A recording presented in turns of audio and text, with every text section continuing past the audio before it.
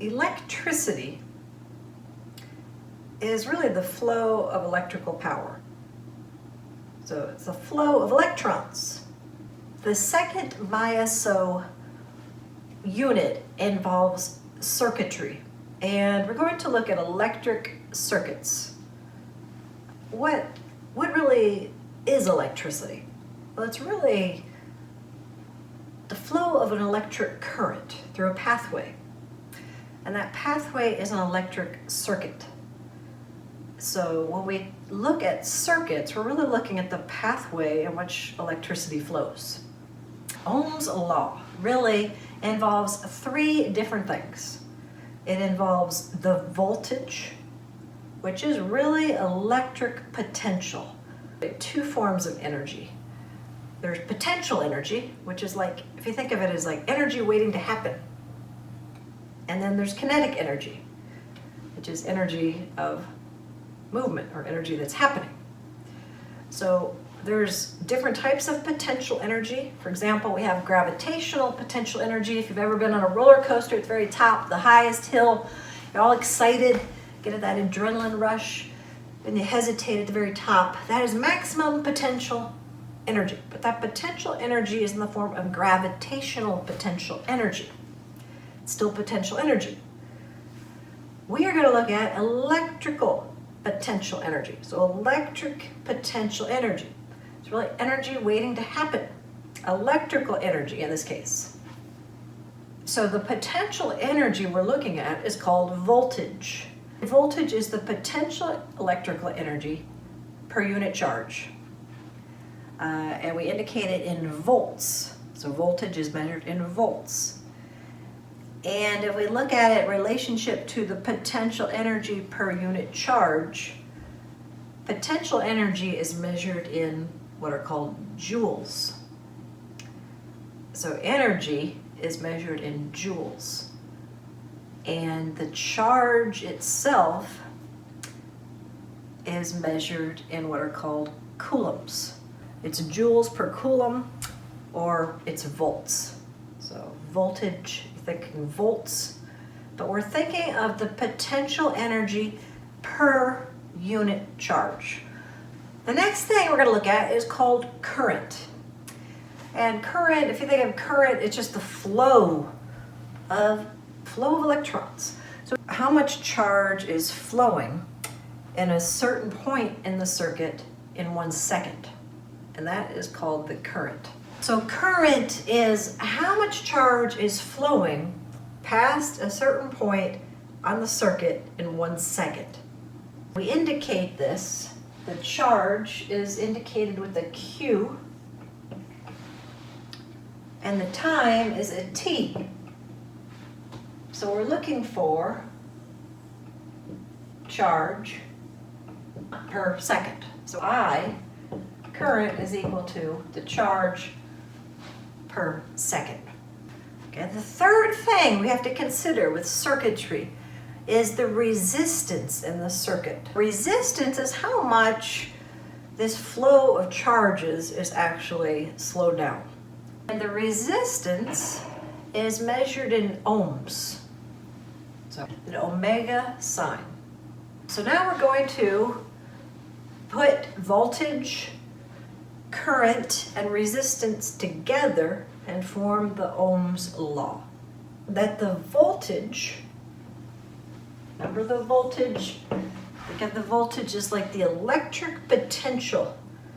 So it's energy, electrical energy, stored energy, waiting to happen per unit charge. That's the voltage. So we're looking at voltage. That is going to equal the current. So remember, the current is the amount of charge that is flowing past a certain point in a circuit per second times the resistance. So resistance is the amount that we're slowing down this flow.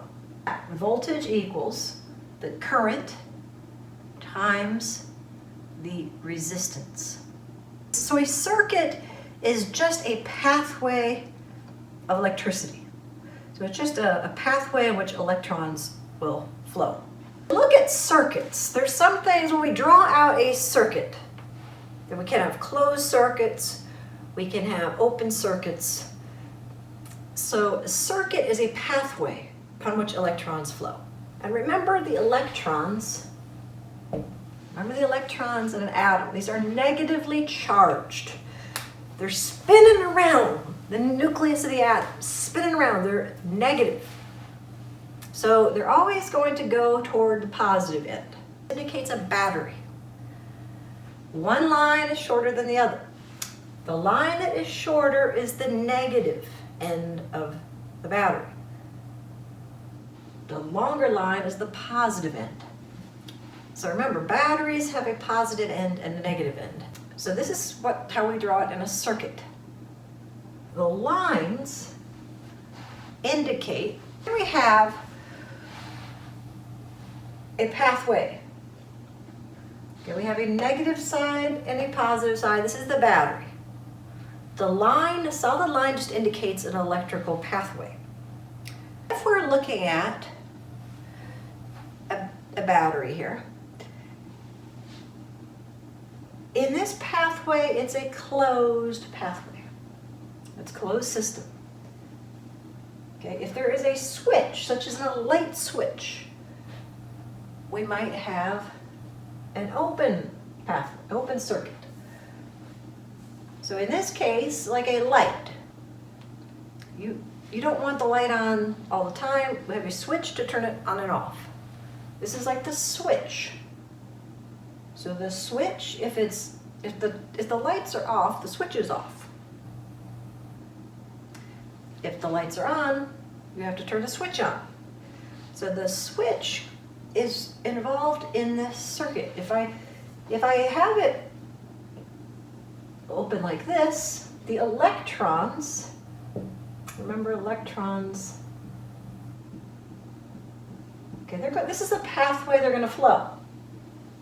Okay, pathway. Right here, these are not connected, so this would be the light switch when it's off. Now when you turn the switch on, you're connecting the circuit. So now the electrons can flow. If there's any resistance, and there's always going to be some resistance. Okay, so a circuit like this would be hypothetical where there's absolutely no resistance at all. Okay, circuits, just in general, there's always some resistance, but to indicate resistance in the diagram, this indicates resistance right here. Okay, so let's say I have a battery that's 16 volts. And let's say I have a resistance of 8 ohms. So 8. So I equals V divided by R. So we have this 16 volts divided by 8 ohms, which is 2. So really we're looking at 2 charges per time, over time. 2 coulombs per second. So an ampere is the amount of coulombs per second. Current then is 2 amperes. Electrons will flow from the negative terminal to the positive terminal. However, when we look at the electrical current is actually traveling opposite of the electron flow. So the current itself is opposite to the electron flow. So if we were looking at the electrons, they're going to be going from the negative terminal toward the positive terminal. All right, so the electrons are going this way. So that means the current is going the opposite way.